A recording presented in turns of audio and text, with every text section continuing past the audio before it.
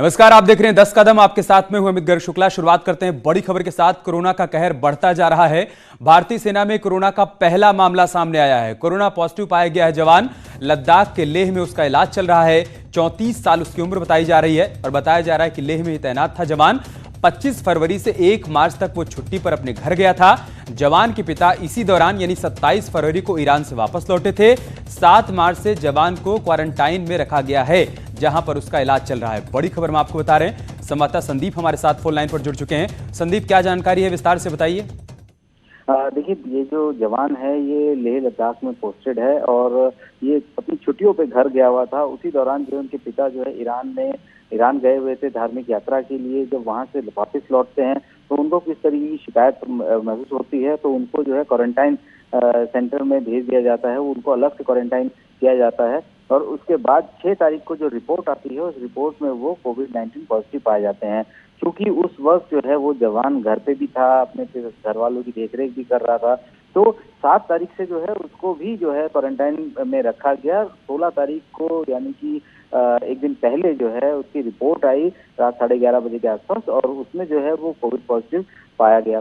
फिलहाल एहतियातन जो है उनके पिता को भी जो है अलग से आइसोलेशन वार्ड में जो उसका इलाज चल रहा है। सेना का जवान जो है उसको भी आइसोलेशन वार्ड में रखा गया है और उसका भी इलाज अभी चल रहा है। साथ ही उसकी जो पत्नी और जो 2 बच्चे हैं उनको जो है अभी क्वारंटाइन में रखा गया है, यानी कि उनकी देखरेख की जा रही है। ये पहला मामला है। ठीक है संदीप, सेना के सूत्रों के मुताबिक। बहुत शुक्रिया आपका हमारे साथ जुड़ने के लिए, तमाम जानकारी हम तक पहुंचाने के लिए। उधर लखनऊ में कोरोना का एक और मरीज मिला है। केजीएमयू के जूनियर डॉक्टर में कोरोना की पुष्टि हुई है। पीड़ित डॉक्टर को आइसोलेट किया गया है। लखनऊ में कोरोना पीड़ितों की संख्या अब 3 हो गई है। यूपी में कुल संक्रमित लोगों की संख्या 16 पहुंच गई है। मरीज का इलाज करने वाले जूनियर डॉक्टर को ही कोरोना हो गया। बड़ी खबर हम आपको बता रहे हैं। लखनऊ से कोरोना का एक और मामला सामने आ गया है। केजीएमयू के जूनियर डॉक्टर में कोरोना की पुष्टि हुई है। उसको पॉजिटिव पाया गया है। फिलहाल उसको आइसोलेट किया गया है। बताया जा रहा है कि कोरोना पीड़ितों का इलाज कर रहा था, इसी दौरान वो भी संक्रमित हो गया। फिलहाल रिपोर्ट पॉजिटिव आने के बाद अब उसका इलाज किया जा रहा है और इसी के साथ लखनऊ में कोरोना पीड़ितों की संख्या 3 हो गई है और यूपी में कुल मिलाकर 16 लोग संक्रमित हो चुके हैं। संवाददाता अलाउद्दीन हमारे साथ इस वक्त लाइव जुड़ चुके हैं लखनऊ से। अलाउद्दीन, विस्तार से बताइए क्या अपडेट है इस खबर को लेकर। अब से बस कुछ मिनटों की पहले की खबर है। केजीएमयू के स्पोक पर्सन के जरिए से इस बात की पुष्टि की गई है कि जो चिकित्सक है उस टीम का हिस्सा था। जो 2 लोग वहां पर भर्ती हैं मेडिसिन डिपार्टमेंट में, जिनका इलाज चल रहा है, जो लोग कनाडा टोरंटो से आए थे जिन पे संक्रमण पाया गया था। ये चिकित्सक नॉन PGJR है, जूनियर डॉक्टर जिसको कहते हैं। ये इन तमाम लोगों की सेवाओं में लगा हुआ था। उसको खुद कुछ शिकायतें थी कल परसों से। हालांकि वो खुद को स्वस्थ महसूस कर रहा था, लेकिन ऑब्जर्वेशन के लिए उसकी जब जांच कल सैंपल केजीएमयू की बायोलॉजी जो डिपार्टमेंट है उसमें भेजा गया, तो आज कुछ देर पहले 9 साढ़े 9 बजे उसका रिपोर्ट पॉजिटिव आया है। तो ऐसे में एक तो मेडिसिन विभाग में खुद हड़कंप जैसी स्थिति है, क्योंकि वहीं पर तमाम लोगों का इलाज चल रहा है, वहीं पर आइसोलेशन वार्ड बना हुआ है। ऐसे में इलाज करने वाले चिकित्सक को अगर कोरोना की पुष्टि हो तो आप बदस्तूर समझ सकते हैं कि लोगों में भय कम से कम कितना। हालांकि चिकित्सकों को सलाम करना होगा कि जो लोग लगातार पैरामेडिकल स्टाफ तमाम लोग जो है लगातार सेवा में लगे हुए हैं। लखनऊ में 300 से ज्यादा सैंपल लिए जा चुके हैं। हालांकि 3 को छोड़ करके सारे नेगेटिव आए हैं सैंपल, लेकिन वो लोग जो खुद खिदमत कर रहे हैं, खुद सेवा कर रहे हैं, उनमें अगर इन तमाम चीजों की खबर आती है तो एक भय जैसी बात है। लेकिन जो चिकित्सक हैं वो बदस्तूर। सवाल ये है कि क्या डॉक्टर्स थोड़ा सा कैजुअल ले रहे हैं क्या, कि मतलब वो इलाज करते वक्त वो तमाम एहतियात उनकी तरफ से नहीं बरता जा रहा है जो कि डॉक्टर्स को खुद बरतना चाहिए? देखिए, ये सवाल का जवाब ये है कि जो कोरोना का ये वायरस है ये इतना सेंसिटिव है और शायद यही बड़ी वजह है कि मेडिकल साइंस ने अभी तक इसका कोई इलाज नहीं ढूंढ पाया है। चिकित्सक जो मानते हैं कि ये वायरस अगर किसी के संपर्क में आने के 15 सेकंड के बाद ही एक्टिव हो जाता है। तो आप बदस्तूर मानिए, अगर आप किसी से हाथ मिला रहे होते हैं, गले मिल रहे होते हैं, तो शायद आपको 2-4 सेकंड का वक्त लगता ही लगता है। जब तक आप बात कर रहे होते हैं उससे, तो संक्रमण के चांसेस उसमें रहते हैं। तो ऐसे में जहां तक सवाल है बीच बचाव के सारे साधन वहां पर अख्तियार किए जा रहे हैं, लेकिन इसकी सेंसिटिविटी इतना ज्यादा है और शायद लोग अगर इसको मजाक में ले रहे हैं तो लोग इस बात को समझे। सरकार ऐसे ही 2 अप्रैल तक तमाम चीजों को बंद करने की बात नहीं कर रही है। मजाक में नहीं लेना चाहिए और लोग ले भी नहीं रहे हैं। सेंसिटिव मसला है और गंभीरता से लिया जा रहा है। बहुत शुक्रिया आपका हमारे साथ जुड़ने के लिए। उधर deputy CM doctor Dinesh Sharma ने यूपी बोर्ड की कॉपियों की चेकिंग पर फिलहाल के लिए रोक लगा दी है। 2 अप्रैल तक कॉपियों की चेकिंग पर रोक लगाई गई है। बाद में सरकार नई तारीख घोषित करेगी। वहीं सभी बोर्ड स्कूल 2 अप्रैल तक बंद रहेंगे और स्कूलों की परीक्षाएं 2 अप्रैल तक रोक दी गई हैं। 8वीं तक के छात्र बिना परीक्षा के ही पास माने जाएंगे। ये तमाम बड़े आदेश डिप्टी सीएम दिनेश शर्मा की तरफ से दिए गए हैं, जो कि उच्च शिक्षा मंत्री भी हैं। उन्होंने इस बात का संज्ञान लिया कि अगर स्कूल बंद हैं तो परीक्षाएं भी रुक जानी चाहिए। लिहाजा उन्होंने कहा कि 2 अप्रैल तक किसी प्रकार की कोई परीक्षा नहीं होगी, कॉपियों की चेकिंग भी नहीं की जाएगी और साथ ही साथ 8वीं तक के सभी परीक्षार्थी बगैर परीक्षा के ही पास माने जाएंगे। उनको प्रमोट कर अगली क्लास में भेज दिया जाएगा। पूरी दुनिया में जहां कोरोना की महामारी से हाहाकार मचा हुआ है, तो वहीं उत्तराखंड में चमोली से बीजेपी के विधायक महेंद्र भट्ट का कोरोना से बचने के लिए गोबर ज्ञान सामने आया है। उन्होंने अजीबोगरीब नुस्खा सुझा दिया है। महेंद्र भट्ट का कहना है कि यदि कोरोना से बचना है तो रोज सुबह 2 चम्मच गौमूत्र पिएं और गाय के गोबर की राख को पानी में मिलाकर उसे छानकर तैयार किए गए पानी से नहा लें, जिससे वायरस से बचा जा सकता है। अजीब तर्क सामने आया है विधायक की तरफ से। एक तरफ सरकारें गंभीर हैं और इन सब के बीच ऐसे बयान भी सामने आ रहे हैं। क्षमता है जिसका हम परंपरागत रूप से पूरे उत्तराखंड के अंदर हम लोग उसका पालन करते आए हैं। नहाने के सुबह फ्रेश होने के बाद और नहाने के बाद अगर 2 चम्मच गोमूत्र को खाली पेट ले लिया जाए तो शरीर के अंदर विषाणु का नाश होता है। ये मैंने सुझाव दिया है।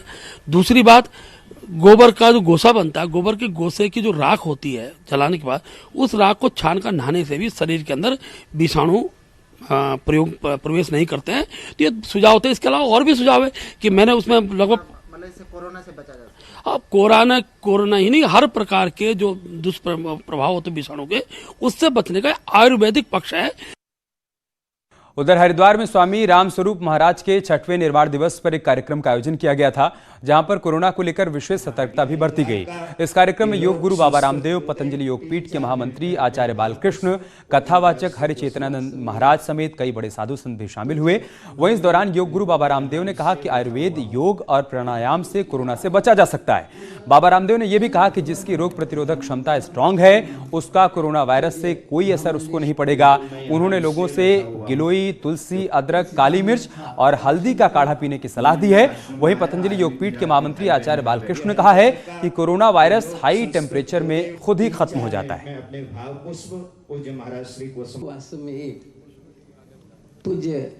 को करने चाहिए और गिलोय, तुलसी, काली मिर्च, अदरक, हल्दी का काढ़ा सबको पीना चाहिए।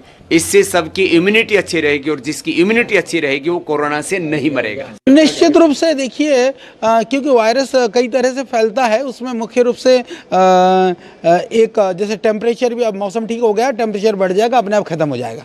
30 से ज़्यादा टेम्परेचर में जितना अभी हमको पता है उस हिसाब से उसमें वायरस। क्या आप जानते हैं कि हर समय आपके शरीर से चिपका रहने वाला मोबाइल आपको कोरोना इन्फेक्शन दे सकता है? जी हां, ये हम नहीं कह रहे हैं, बल्कि छात्रों को डॉक्टर बनाने वाले मेडिकल साइंस की दुनिया के जानकार कह रहे हैं। रिपोर्ट देखिए। कोरोना से पूरी दुनिया सहमी हुई है और भले ही आप अपने मुंह पर लाख मास्क लगा लें, हाथों को रगड़ रगड़ कर धो लें या फिर सैनिटाइज कर लें, लेकिन इसके बावजूद अगर आप मोबाइल का इस्तेमाल करते हैं तो आपको आसानी से कोरोना वायरस अपनी चपेट में ले सकता है। हल्द्वानी मेडिकल कॉलेज के डॉक्टरों के मुताबिक आपका मोबाइल कोरोना वायरस का सॉफ्ट अड्डा है। कैसे, आप खुद भी सुनिए। तो मोबाइल या अन्य कोई भी प्लास्टिक सर्विस में ये देखा गया है कि कोरोना का वायरस 48 घंटे से लेकर 72 घंटे तक वहाँ पर रह सकता है। तो इसको अगर बार बार इसको छूते हैं हम लोग और ऐसे स्थान में गए हैं जहाँ पर कि और संक्रमित लोग हों, तो ये इन्फेक्शन आपके परिवार के प्रिय लोगों के और समाज में अन्य लोगों को भी फैल सकता है। हैरानी की बात यह है कि डॉक्टर जिस मोबाइल को लेकर डरावनी बातें बता रहे हैं, उससे आम आदमी अनजान है। ये जानकारी आप ही के द्वारा मुझे मिली और वास्तव में गंभीर विषय है और इसके बारे में लोगों को जानकारी होनी चाहिए। दरअसल कोरोना का वायरस हाथों के जरिए ही नाक और मुंह में प्रवेश करेगा। ऐसे में अगर मोबाइल में कोरोना वायरस चिपका है तो आप आसानी से इसके शिकार हो सकते हैं। साफ है, सुबह से लेकर शाम तक आपके कान से चिपके रहने वाला ये मोबाइल कोरोना वायरस के लिए बहुत ही ज्यादा सॉफ्ट अड्डा साबित हो सकता है। इसलिए अगर आप घर पहुंचें तो इसको सैनिटाइज करना न भूलें, ताकि आपके घर वाले बीमार होने से बच सकें। कैमरा पर्सन विनोद कुमार के साथ शैलेंद्र नेगी, न्यूज़ 18 हल्द्वानी। और कोरोना से मचे हड़कंप के बीच एक सुकून देने वाली तस्वीर भी सामने आई है। महोबा में तैनात 2 महिला पुलिसकर्मियों ने जान जोखिम में डालकर मानवता की अनोखी मिसाल पेश की है। दोनों ने सड़क पर घूम रही मानसिक रूप से कमजोर बुजुर्ग महिला को नहला धुलाकर कोरोना संक्रमण से बचाने की कोशिश की। महिला पुलिसकर्मियों की इस पहल की जमकर तारीफ हो रही है। कोर्ट के आसपास काफी समय से महिला दर-दर की ठोकरें खा रही थी और उसे देखकर लोग कोरोना वायरस इन्फेक्शन के डर से दूर भाग जा रहे थे। तभी कोर्ट की सुरक्षा में तैनात निकिता सैनी और अभियोजन कार्यालय में तैनात शिल्पी पाल ने आगे आकर उसकी मदद की। तमाम लोगों को समाज सेवा करने का आईना दिखाया। ड्यूटी पर तैनात दोनों महिलाओं ने पहले खुद को सुरक्षित किया, महिला का हाथ थामा और पास में मौजूद सरकारी हैंडपंप पर ले जाकर उसे नहलाया और दूसरे कपड़े पहने। और बात करते एक बड़ी खबर की, सीएम योगी को सिंगापुर से न्योता मिला है। वर्ल्ड सिटीज समिट 2020 में योगी को न्योता मिला है। सरकार के 3 साल पूरा होने पर एक और उपलब्धि, 5 से 9 जुलाई के बीच समिट का आयोजन होना है। विकास और जलवायु पर सीएम का यहां पर संबोधन होगा। बड़ी खबर हम आपको बता रहे हैं, एक बड़ी उपलब्धि के तौर पर इसको देखा जा सकता है। आज ही सरकार के 3 साल पूरे हुए हैं और इस मौके पर सिंगापुर से न्योता आया है जिसमें सीएम योगी को आमंत्रित किया गया है। वर्ल्ड सिटीज समिट 2020 का यहां पर आयोजन होना है और उसी में सीएम योगी संबोधित करेंगे। 5 से 9 जुलाई के बीच इस समिट का आयोजन होगा जहां पर सीएम विकास और जलवायु पर जो मंथन होगा उसको संबोधित करेंगे। कैसे विकास के रास्ते पर उत्तर प्रदेश को आगे बढ़ाया है, इन तमाम बातों का जिक्र उनके संबोधन में होगा। हमारी संवाददाता अनामिका इस वक्त हमारे साथ फोन लाइन पर जुड़ चुकी हैं। अनामिका, विस्तार से बताइए इस आमंत्रण के बारे में और इस समिट के बारे में। देखिए, बहुत बड़ा आयोजन है ये जो हर दूसरे साल सिंगापुर सरकार की तरफ से आयोजित होता है। इसका नाम है वर्ल्ड सिटी समिट 2020, जो अब इस साल होने वाला है जुलाई के महीने में। उसमें खास तौर पर पूरे देश भर के नेताओं को, दुनिया भर के नेताओं को बुलाया जाता है, जिसमें इस बार मुख्यमंत्री योगी आदित्यनाथ को भी बुलाया गया है। हर बार अलग अलग विषय आयोजित किए जाते हैं जिसपे अलग अलग देश के नेताओं को इनवाइट किया जाता है बोलने के लिए, संबोधन करने के लिए। 2018 में भी आयोजित हुआ था जिसमें दुनिया भर के 44 मंत्री, 133 मेयर शामिल हुए थे, 1100 कंपनियां शामिल हुई थी। तो एक तरीके से बहुत ही लार्ज स्केल का ये आयोजन होता है जहां पर देश भर के नेताओं को, दुनिया भर के नेताओं को अपने अपने प्रदेश के बारे में, अपने अपने शहर के बारे में, डेवलपमेंट के बारे में, टेक्नोलॉजी के बारे में अलग अपनी बात रखने का मौका मिलता है। शुक्रिया आपका हमारे साथ जुड़ने के लिए अनामिका और अपनी बात रखने के लिए। आगे बढ़ते हैं, एक और बड़ी खबर की बात करते हैं। आज 11 बजे लखनऊ में सीएम योगी प्रेस कॉन्फ्रेंस करेंगे। जनता के सामने अपनी सरकार के 3 साल का रिपोर्ट कार्ड पेश करेंगे। इससे पहले सीएम योगी ने मंगलवार को तमाम विभागों के कार्यों का ब्यौरा लिया था। अभी तक का जो खाका तैयार किया गया है उसमें योगी सरकार की पूरी कोशिश है कि हर क्षेत्र में किए गए काम को जनता के सामने पेश किया जाए। कानून व्यवस्था पर समाजवादी सरकार से तुलना करके बताया जाएगा कि कैसे अपराध पर लगाम लगाई गई। पिछले दिनों लखनऊ और नोएडा में पुलिस कमिश्नर सिस्टम को लागू किया गया, उस बात का जिक्र भी आज प्रेस कॉन्फ्रेंस में होने वाला है। क्या कुछ बड़ी बातें, बड़ी उपलब्धियां, बड़े फैसले रहे, वो भी हम आपको सिलसिलेवार तरीके से बताते हैं। 10 बड़े फैसले जो योगी सरकार की तरफ से लिए गए। प्रदेश में अपराधियों पर लगाम लगाने को लेकर कड़ा कदम लिया गया और पुलिस को छूट दी गई कि अपराध पर लगाम लगाने के लिए अगर आपको अपराधियों का एनकाउंटर करना पड़े तो करिए। फैसला नंबर 2 ये रहा कि दंगाइयों के लिए अध्यादेश का फैसला लिया गया और उसके बाद तस्वीरें निकलकर सामने आई कि एक क्लेम ट्रिब्यूनल का गठन किया जाएगा जो कि दंगाइयों से वसूली करेगा। इसके अलावा जो चौथा बड़ा फैसला रहा वो ये रहा कि किसानों का कर्ज माफ किया गया। बड़े पैमाने पर किसानों को कर्ज से मुक्ति दी गई और साथ ही साथ 5वां बड़ा फैसला ये रहा कि सरकार की तरफ से रोजगार का जो वादा किया गया था उसमें 28 लाख से अधिक लोगों को रोजगार दिया गया। 6वां बड़ा फैसला, भ्रष्टाचार पर जीरो टॉलरेंस की नीति के तहत सरकार आगे बढ़ी। ये तमाम बड़े फैसले सरकार की तरफ से लिए गए। संवाददाता अजीत सिंह हमारे साथ जुड़ चुके हैं। अजीत, अब बहुत कम वक्त बचा है, 11 बजे प्रेस कॉन्फ्रेंस होने वाली है। किस तरह की हलचल, क्या अपडेट है आपके पास?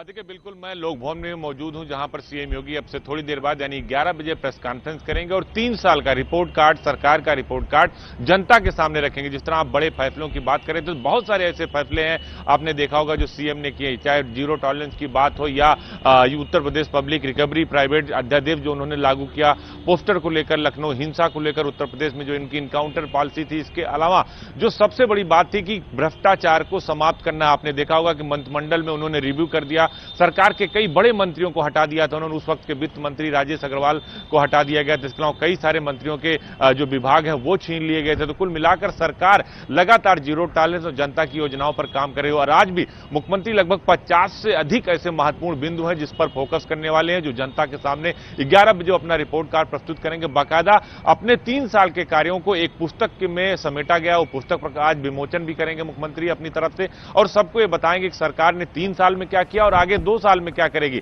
अब तक क्या किया और आगे क्या रणनीति है। क्योंकि लगातार सरकार, चाहे पुलिस कमिश्नर सिस्टम की बात करें, बहुत सारे विरोध हुए लेकिन मुख्यमंत्री ने ये फैसले लिए। इनकाउंटर पर बहुत सारे विपक्ष की तरफ से समाजवादी पार्टी लगातार अटैक करती रही मुख्यमंत्री योगी आदित्यनाथ पर। अमित, फिर भी अजीत, 2 लोगों के लिए उपलब्धियां बहुत मायने रखती हैं। एक तो संगठन के जो कार्यकर्ता हैं, जो नेता हैं, वो सरकार की उपलब्धियों से कितना संतुष्ट हैं, क्योंकि उन्हीं को जनता के बीच जाना है और जनता को ये बताना है कि भाई हमारी सरकार ने 3 साल में काम किया है, आप इस पर भरोसा करिए।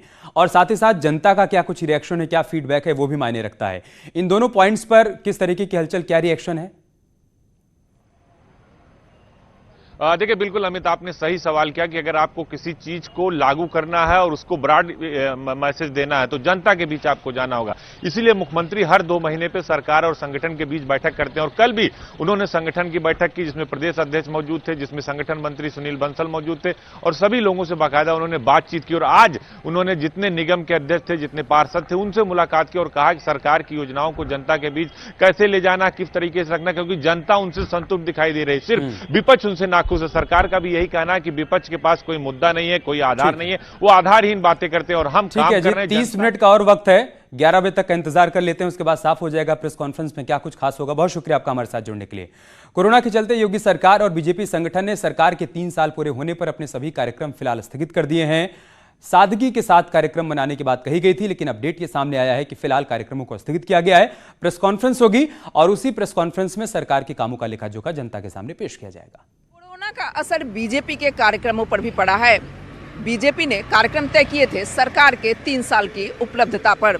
बीजेपी के जो कार्यक्रम थे उसके तहत बीजेपी ग्राम चौपाल लगाने जा रही थी, जो गांव में जनप्रतिनिधि बीजेपी के जाते और सरकार की उपलब्धियों की चर्चा करते, लोगों को बताते, सरकार जो पुस्तिका छपवा रही है, उपलब्धियों की छपवाई हुई है, उसको लोगों में वितरित करते और लोगों को बताते, फीडबैक भी लेते कि किस तरह से सरकार काम कर रही है।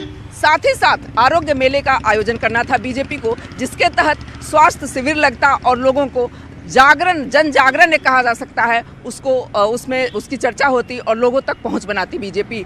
इसके साथ बीजेपी ने शिक्षक छात्र अभिभावक सम्मेलन का आयोजन किया था, जिसमें बच्चों के अभिभावकों से संपर्क करना था बीजेपी के जनप्रतिनिधियों को, कार्यकर्ताओं को। तो इस तरह से ऐसे जो कार्यक्रम थे वो सभी कार्यक्रम कोरोना के चलते रद्द कर दिए गए हैं। आज सरकार के 3 साल पूरे हो रहे हैं, जिसके उपलक्ष्य में ये कार्यक्रम तय किया गया था।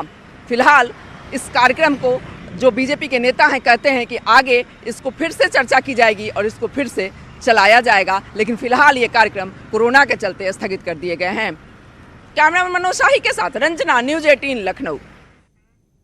और चलो इसके साथ इस बुलेटिन में इतना है, लेकिन खबरें जारी हैं, आप बने रहे हमारे साथ। नमस्कार।